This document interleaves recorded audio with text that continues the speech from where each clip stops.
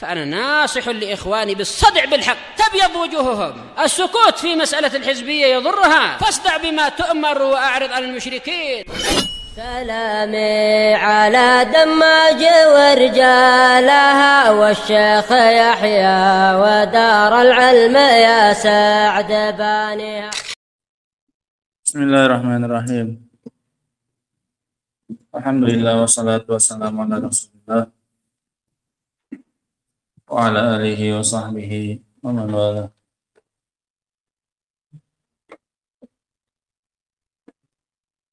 Kita lanjutkan kajian kita dari pelajaran tafsir. Kita masih pada surat Al-Maidah ayat yang ke-44. Setelah sebelumnya Allah Subhanahu wa taala menyebutkan bahwasanya Taurat itu dijadikan sebagai alat untuk menghukumi manusia oleh para nabi dan juga oleh para ulama, dikarenakan mereka diminta untuk menjaga kitab tersebut.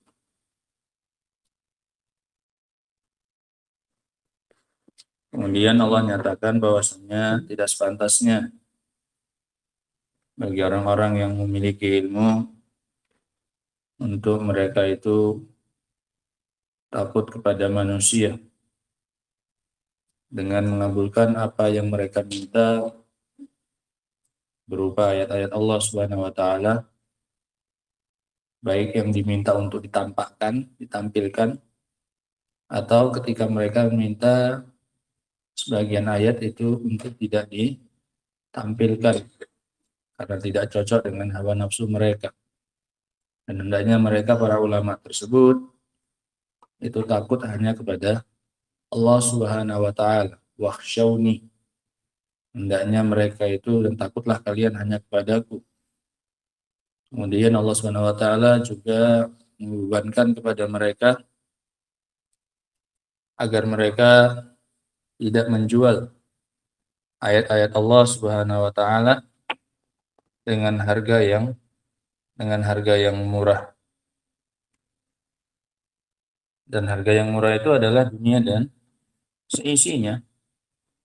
Itu dikatakan murah oleh Allah Subhanahu wa taala. Qul mata'ud dunya qalilun wal akhiratu khairun liman ittaqa. Katakan wahai Nabi, sungguhnya perbendaharaan dunia seluruhnya itu adalah hal yang sedikit, yang murah. Terlebih ini dijadikan sebagai alat untuk membayar ayat-ayat Allah Subhanahu wa taala. Maka seberapapun yang kamu terima, jika konsekuensinya adalah kamu menjual ayat-ayat Allah Subhanahu wa taala, maka itu adalah sedikit. Dikarenakan dijadikan sebagai alat penukar untuk membeli dan menjual ayat-ayat Allah Subhanahu wa taala. Nah, sehingga setelah Allah menjelaskan ya kan tentang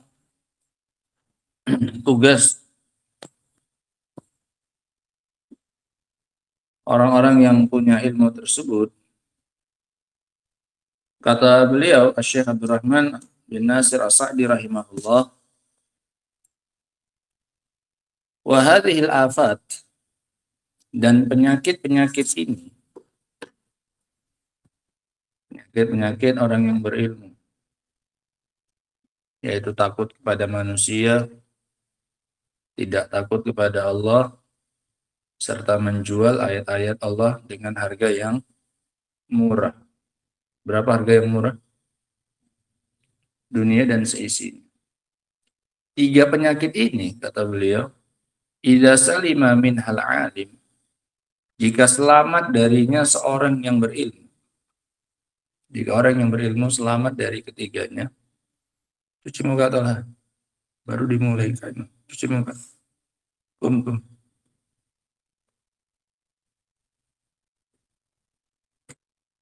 Coba, kum. Ini sayang ya, Pak. Disebutkan oleh Imam Ibnu Qayyim rahimahullah. Ini waktu yang makruh untuk tidur. Antara subuh sampai syuruk. Itu makruh untuk tidur.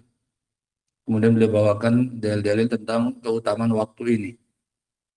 Karena Allah SWT Rasul mengatakan burika ummati fi bukuriha. Allahumma barik li ummati fi bukuriha. Ya Allah berkahi umatku di waktu awal paginya.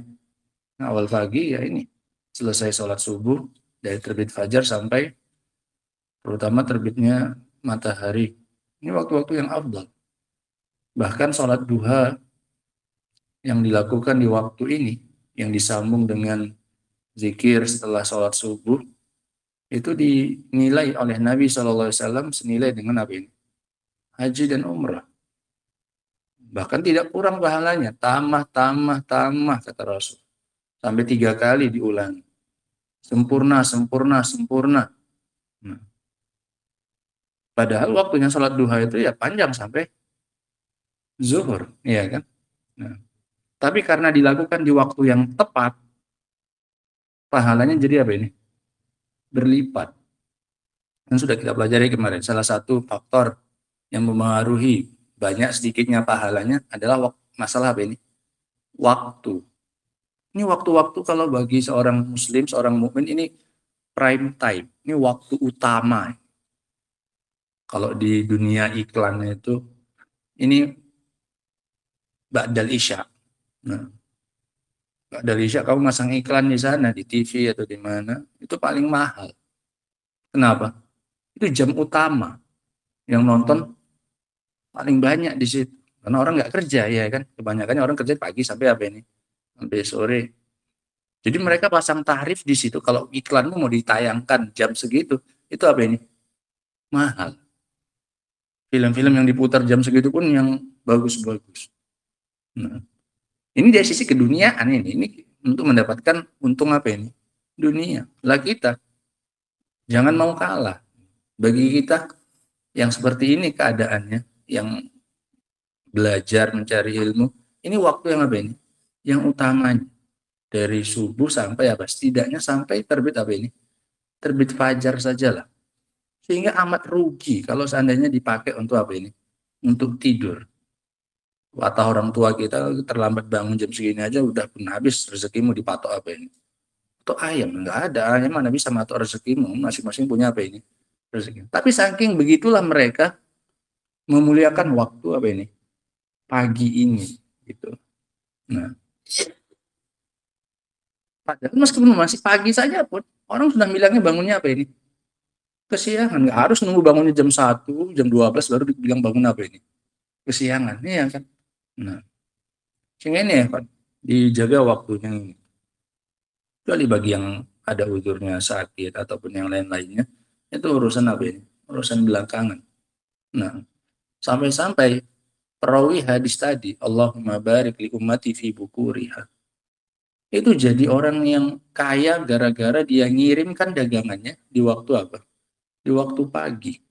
Nah, dia seorang pedagang, maka dia dahulu arsala tijaratahu fis sobah.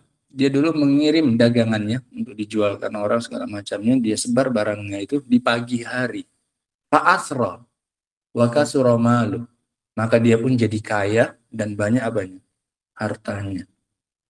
Ini dalam hal apa ini? Keduniaan Allah berikan keberkahan pada usahanya. Lah konon lagi, bagaimana lagi jika usaha yang dilakukan itu terkait perkara apa ini? Akhirat. Nah, paham ya? Nah, dan ini juga waktu yang paling cocok untuk menimba ilmu, untuk menghafal, untuk memurojaah dan yang lain-lain. Karena pikiran itu masih apa ini? Masih bersih.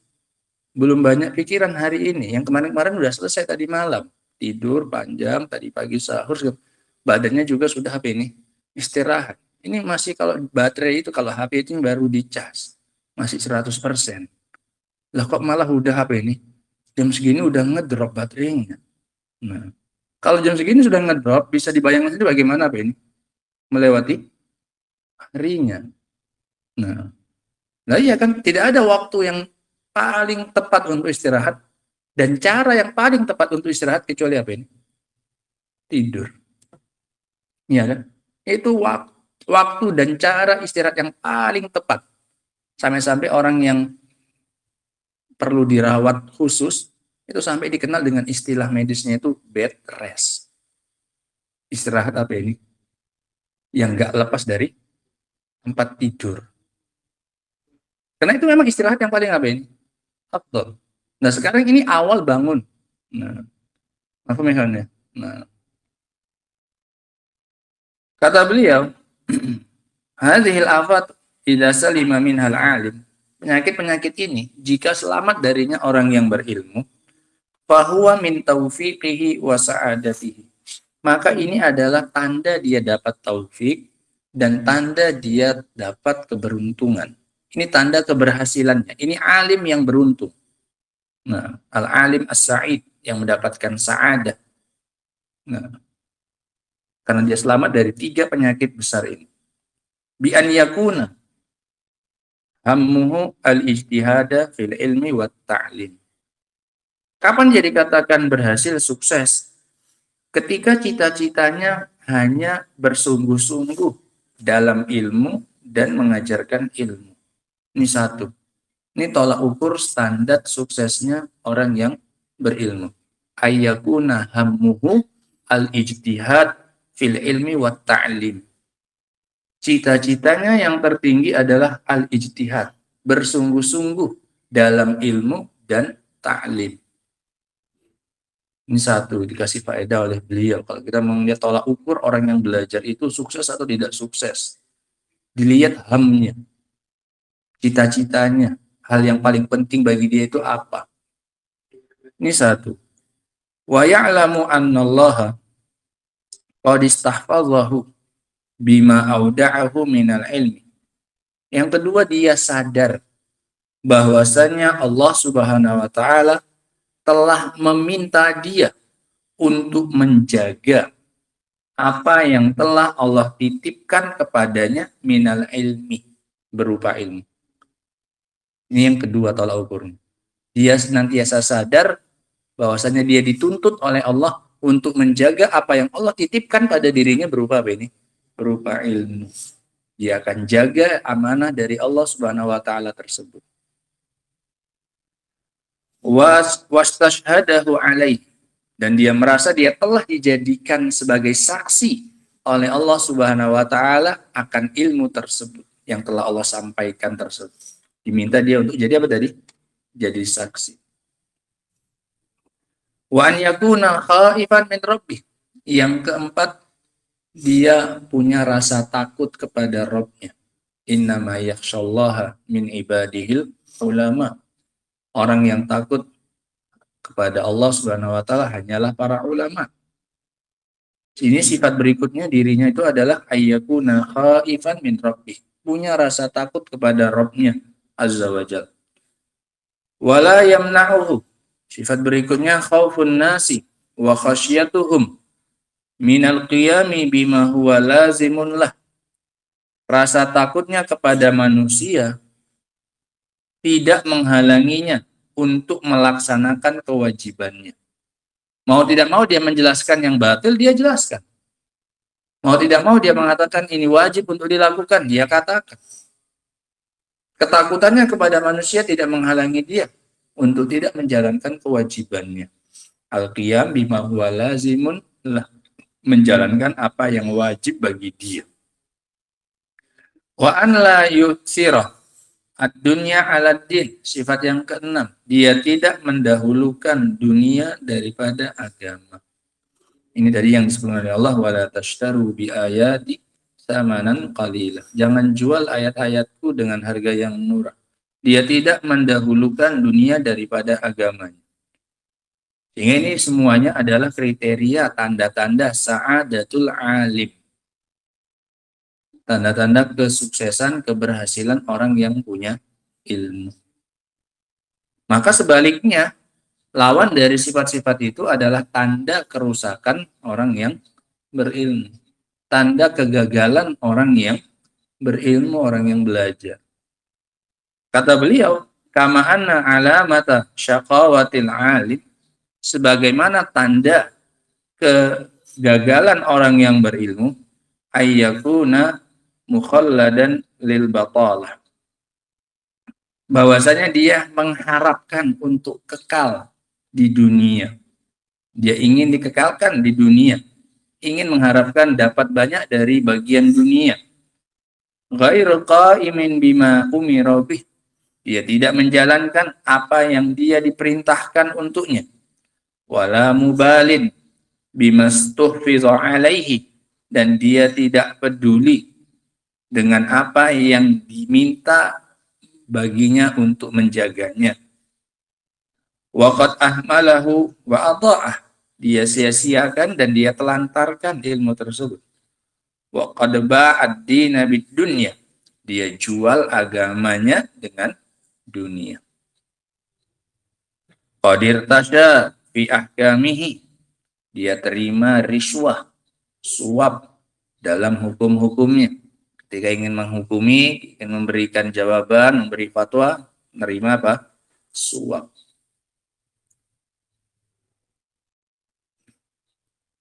Wa akhadhal mala ala fatawih. Dan dia mengambil harta untuk jawaban-jawabannya, fatwa-fatwanya. Walam yu'allim ibadallah illa bi ujrah wa ja'alah. Dan tidaklah dia mengajari hamba-hamba Allah kecuali harus dengan apa ini? Upah dan bayaran. Ju'alah dengan ujrah sama.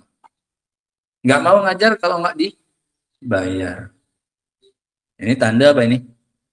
Tanda kerusakan orang yang berilmu. Tanda dia itu gagal. Meskipun dia dianggap punya apa ini? Ilmu, tapi orang yang berilmu yang gagal.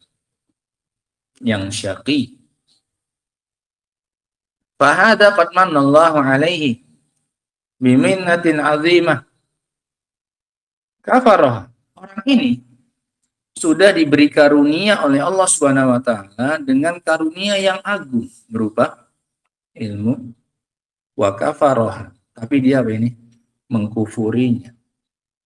Dia ingkari. Dia kufuri nikmat tersebut. Wa dafa'a hazzan jasiman mahruman minhu ghairah. Dan dia menyerahkan bagian yang besar yang terhalangi darinya dengan yang lain. Tukar dengan yang lain. Fa nas'aluka Allahumma, maka kami meminta kepadamu ya Allah, ilman nafi'an, ilmu yang bermanfaat, wa amalan mutaqabbal, dan amalan yang diterima, wa an yarzuqana al-afwa wal afiyah, dan agar memberikan kepada kita maaf dan keselamatan, min kulli bala'in ya karim, dari semua bencana, wahai Zat yang maha dermawan. Amin. Wa man lam yahkum bima anzalallah. Kemudian Allah tegur mereka, kasih ancaman di akhir. Dan barang siapa yang berhukum, dan barang siapa yang tidak berhukum dengan apa yang Allah turunkan, minal haqqil mubin, berupa kebenaran yang nyata, wa hakama bil batil, dan dia menghukumi dengan cara yang batil, dengan hukum yang batil, alladzi ya'lamuhu, yang dia telah mengetahuinya, li gharadin min aghradihil fasidah, untuk satu tujuan dari tujuan-tujuannya yang rusak, faulaika humul kafirun, maka mereka itu adalah orang-orang kafir. Fal hukmu bi ghairi ma anzalallah, maka berhukum dengan selain yang diturunkan oleh Allah, berhukum dengan selain hukumnya Allah, min a'mali ahlil kufri, adalah termasuk dari perbuatan orang-orang kafir. Sebagaimana kemarin kisahnya siapa? Orang-orang Yahudi berhukum dengan selain hukumnya Allah Subhanahu wa taala. Allah mengatakan rajam, mereka bilang tidak. Cukup dihitamkan wajahnya dan dicambuk saja. Waqad yakunu kufran yaqulu anil millah. Kufurnya ini bisa jadi kekufuran yang memindahkan, mengeluarkan dari agama, kufur akbar. Wadzalika idza taqada hillahu wa jawaza. Kapan ini dikatakan kafirnya keluar dari Islam? Kalau dia meyakini kehalalannya dan kebolehannya. Kehalalan dan kebolehan apa? Berhukum dengan selain hukum Allah. Kalau dia yakini itu boleh dan itu halal, maka orangnya apa ini? Kafir, keluar dari Islam. Sehingga hukumnya dirinci. Berhukum dengan selain hukum Allah, hukumnya apa ini? Dirinci. Kalau dia meyakini illahu wa jawaza, meyakini bolehnya dan halalnya, maka ini kafirnya kafir akbar, keluar dari agama. Maka yakunu kabiratan min kabairiz dzunub, dan terkadang bisa jadi dosa besar dari dosa-dosa besar. Ini tidak mengeluarkan pelakunya dari Islam. Dia masih meyakini wajibnya berhukum dengan hukum Islam, dan dia meyakini hukum Allah itu adalah yang terbaik daripada hukumnya manusia. Namun dengan sebab dunia, dengan sebab harta dan yang lainnya, dia berhukum dengan selain hukum Allah. Maka ini pelakunya apa ini? Fasik. Sebenarnya dalam ayat yang setelahnya. Wa min a'malil kufri, dan itu termasuk amalan kekufuran. Wa qad istahaqqa man fa'alahul adzab asyadid, dan pelakunya berhak untuk mendapatkan azab yang pedih. Nah, ini keterangan dari Syekh Abdurrahman bin Nasir As-Sa'di rahimahullah terkait ayat yang ke-44 dari surat Al-Maidah. Di antara faedah yang bisa kita ambil dari ayat ini yang lumayan panjang.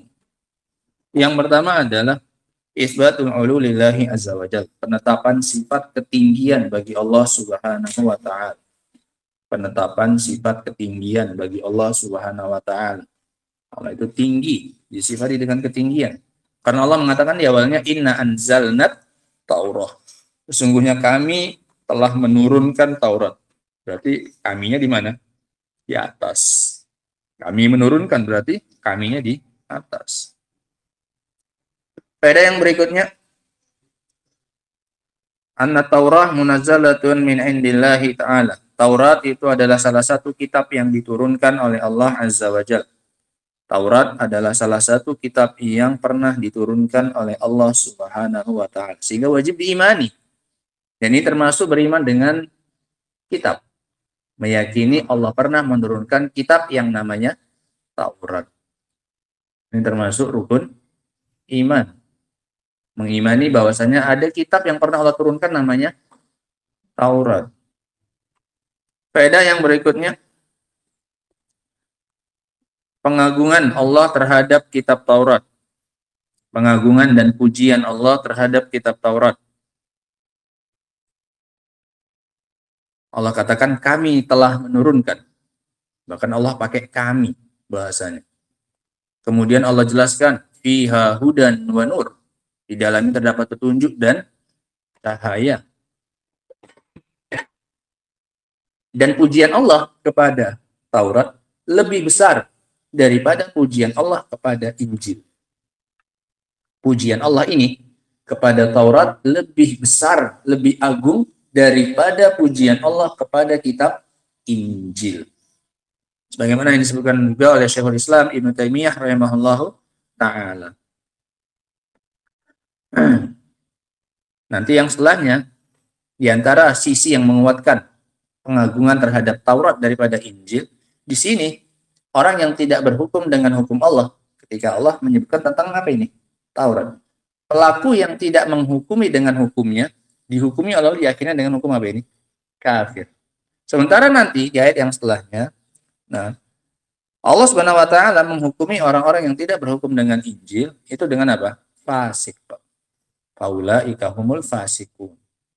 Dan yang dihukumi dengan kafir jelas lebih besar daripada yang dihukumi dengan apa ini? Fasik. Ini salah satu sisi penguatnya. Nah,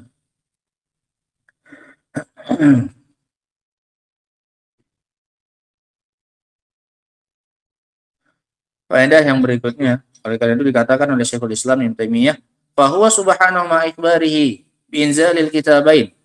Dan Allah Subhanahu wa taala setelah memberitahukan bahwasanya dia menurunkan dua kitab tersebut, Taurat dan Injil. Yasifu Taurah, Allah mensifati Taurat bi'a'zam mimma yasifu bihil Injil. Dengan sifat yang lebih besar, lebih agung daripada ketika Allah mensifati sifat kitab apa? Injil. Faedah yang berikutnya, pujian Allah kepada para nabinya. Pujian Allah kepada para nabinya. Allah nyatakan mereka adalah orang-orang yang memasrahkan diri kepada Allah Subhanahu wa taala. An-nabiyyuna alladzina aslamu. Para nabi yang mana mereka itu adalah orang-orang yang berserah diri. Pujian Allah kepada para nabinya. Faedah yang berikutnya, para nabi Bani Israel setelah Nabi Musa semuanya berhukum dengan Taurat. Para nabi Bani Israel setelah Nabi Musa berhukum dengan kitab Taurat. Kata Allah Subhanahu wa taala, yahkumu bihan nabiyyuna. Kitab Taurat ini dijadikan sebagai hukum oleh para nabi. Sementara turunnya saja baru di zamannya Nabi Musa. Berarti yang nabi yang mana ini? Setelah Nabi Musa. Mereka semuanya berhukum dengan Taurat. Adapun kitab-kitab yang lainnya itu hanyalah sebagai penyempurna saja. Adapun kitab-kitab yang lainnya hanyalah sebagai penyempurna saja sebagaimana Injil. Faedah yang berikutnya, dinul anbiya as-sabiqin wal Islam. Agamanya para nabi yang terdahulu adalah Islam. Agama para nabi yang terdahulu adalah Islam. Alladzina aslamu. An-nabiyun alladzina aslam. Para nabi yang mereka itu telah berislam. Sehingga agama mereka itu semuanya sama. Islam dengan makna yang umum. Faedah yang berikutnya, telah tegak hujjah bagi orang-orang Yahudi. Iqamatul hujjah alal Yahud. Telah tegaknya hujjah atas orang-orang Yahudi. Dari mana ini? Dari mana bahwasanya hujjah telah tegak atas orang Yahudi? Telah diturunkan kepada mereka Injil, Taurat. Nah, dari sisi turunnya Taurat kepada mereka, iqamatan lil hujjah, dalam rangka untuk menegakkan hujjah atas mereka sehingga mereka tidak punya lagi alasan. Faedah yang berikutnya, sindiran bagi orang-orang Yahudi yang tidak mau masuk Islam. Sindiran bagi orang-orang Yahudi yang nggak mau masuk Islam. Hei, nabi kalian saja yang begitu dekat dengan Allah SWT kedudukannya, itu saja apa ini? Aslamu. Mereka saja masuk Islam. Mereka saja berislam. Nah, kalian ini bawahan-bawahannya kok malah tidak mau untuk apa ini? Masuk Islam. Ini sindiran dan pengingkaran kepada orang-orang Yahudi yang tidak mau masuk Islam. Bagaimana yang kita sebutkan kemarin, bahwasanya para nabi saja yang begitu tinggi kedudukannya itu masih mau menyerahkan dirinya kepada Allah Subhanahu wa taala dengan bertauhid kepada Allah Subhanahu wa taala dan membenarkan Muhammad sallallahu alaihi wasallam. Adapun datangnya mereka kepada Nabi SAW minta hukum, itu karena mereka mendapati dalam Taurat itu hukum yang tidak sesuai dengan apa ini?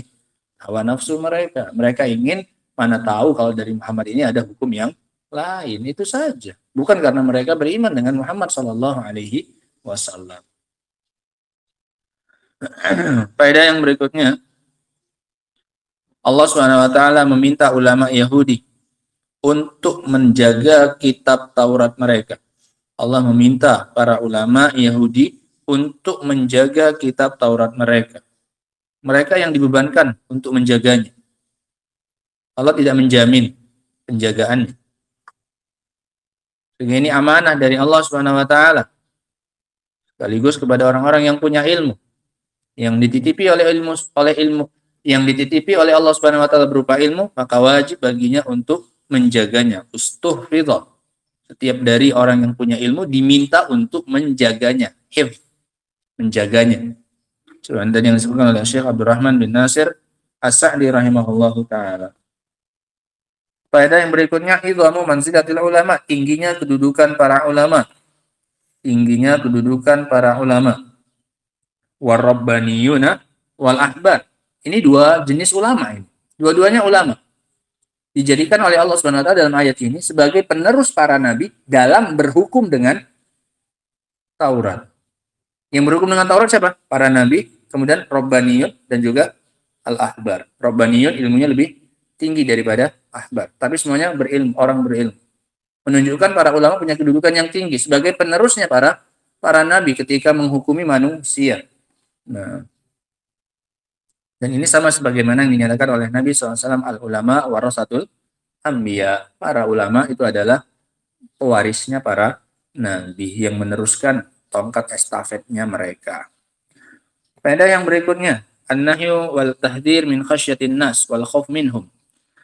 Larangan dan peringatan untuk takut kepada manusia dan meninggalkan hukum yang Allah turunkan karena itu. Larangan dan peringatan dari takut kepada manusia sampai meninggalkan hukum yang Allah turunkan. Sampai meninggalkan hukum yang Allah turunkan. Larangan untuk takut kepada manusia sampai-sampai membuatnya meninggalkan hukum yang Allah turunkan. Fala takhshawun nas wakhshawni. Jangan takut kepada manusia, takutnya hanya kepadaku, kata Allah. Ini kita teringat waktu ada kajian di Kampung Paja itu ya. Mereka ngaju ke kita waktu kita masih ngisi di sana. Diisi oleh dai-dai hizbiyin. Maka ada salah seorang yang usil, bisa dibilang usil, ingin ngasih tahu nasihat sebenarnya untuk teman-temannya, tapi pakai pertanyaan kepada Ustadz. Dia tanya apa hukum upacara bendera. Nah, waktu itu banyak yang PNS di majelis itu, atau ada beberapa. Maka Ustadznya mengatakan, terang-terangan ini, kalau ditanya di majelis, dia katakan, ini yang nulis surat, yang ngasih pertanyaan, yang ngelapor ke kita. Jawabannya, Anda nggak mau jawab. Anda nggak mau jawab soal kayak gini. Nah, kalau dijawab Anda apa? Lari mad'unya, hilang sumber pemasukannya. Nah, ya di majelis dia sanggup mengatakan seperti itu. Padahal itu lagi ada pertanyaan. Kalau pas konteksnya pembahasan tentang itu kemudian dia lari kemana-mana, pembahasan masih mending. Ini memang khusus ditanya tentang itu dia. Apa hukumnya upacara bendera? Nah, PNS setiap Senin apa ini? Apel atau upacara bendera? Nah, Anda nggak mau jawab kan? Itu terang-terangan di majelis dia sanggup untuk mengatakan hal yang seperti itu. Kenapa? Takut kepada siapa? Manusia. Takutnya tidak kepada Allah waliyadzubillah. Nah. Faedah yang berikutnya, wujubul ikhlas. Wajibnya mengikhlaskan rasa takut hanya kepada Allah Subhanahu wa taala. Wajibnya mengikhlaskan rasa takut hanya kepada Allah. Wakhshawni, dikarenakan yang pertama dinafikan, yang kedua ditetapkan. Sehingga tinggal satu berarti yang ditakuti. La takhshawun nas, jangan takut sama manusia. Wakhshawni, kemudian ditetapkan. Ada nafi, ada apa? Itsbat. Sehingga memberikan faedah ikhlas. Nah, mengikhlaskan rasa takut hanya kepada Allah Subhanahu wa taala. Faedah yang berikutnya, haramnya menggugurkan hukum-hukum Allah Subhanahu wa taala dengan riswah ataupun yang lainnya, dengan suap maupun yang lainnya. Haramnya menggugurkan hukum-hukum Allah Subhanahu wa taala, baik dengan suap maupun yang lainnya. Haramnya menggugurkan hukum-hukum Allah Subhanahu wa taala, baik dengan suap maupun yang lainnya. Apa tadi kata Allah? Wala tashtaru bi ayati samanan qalila. Jangan jual ayat-ayatku dengan harga yang murah. Faedah yang berikutnya,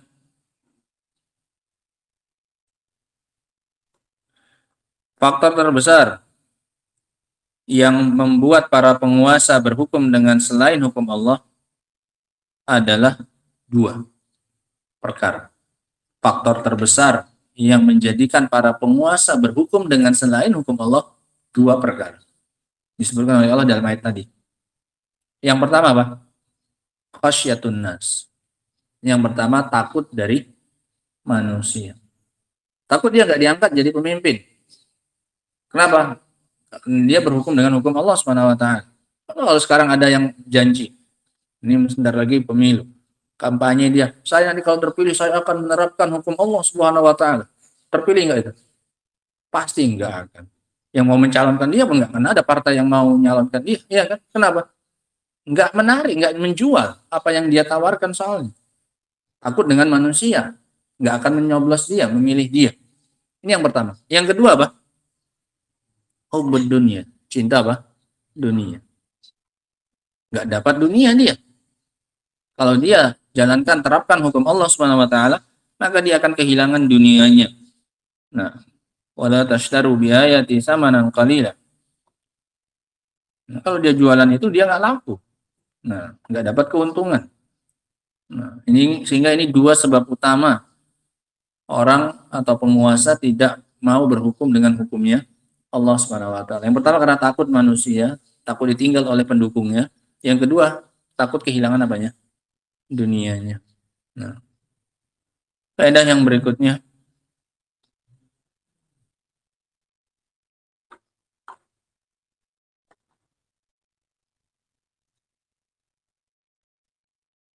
larangan mencari dunia dengan ilmu syar'i. Larangan mencari dunia dengan ilmu syar'i. Ini ada komentar yang bagus dari Al-Imam Abu Hayyan ya, kawan. Ketika mengomentari ayat, janganlah menjual ayat-ayat Allah dengan harga yang murah. Takutlah kepada Allah dan jangan takut kepada manusia dan jangan menjual ayat Allah dengan harga yang murah. Kata beliau, hadza nahyun an jami'il makasibil khabithah. Ini larangan dari semua mata pencarian yang jelek bil ilmi, melalui apa ini? Ilmu. Semua mata pencarian yang digunakan dengan pakai apanya? Ilmunya, maka ini adalah pekerjaan yang khabith, pekerjaan yang jelek. Wa tahayyul lidunya biddin, dan mencari kemanfaatan dari dunia dengan agama. Ini mencakup semuanya, tidak hanya khusus apa ini? Mereka saja, orang-orang al-Yahudi yang dimaksud dalam ayat.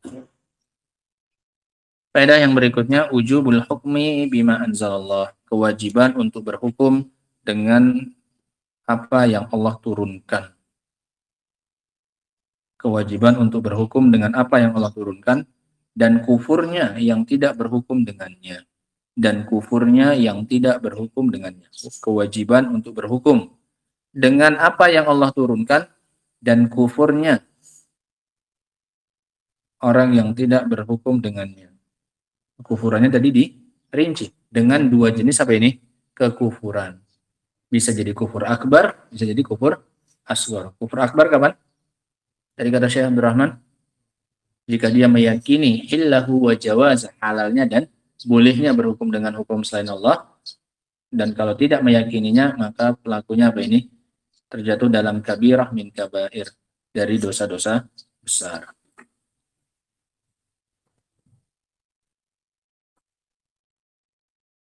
Nah, itu beberapa faedah yang bisa kita ambil dari ayat tersebut. Berapa? 15? Hah? 6. Wallahu ta'ala a'lam bishawab. Adapun ayat yang ke-45, ini insyaallah akan kita baca nanti pada pertemuan berikutnya insyaallah. Subhanakallahumma bihamdika asyhadu an la ilaha illa anta astaghfiruka wa atubu ilaik. Alhamdulillah rabbil alamin.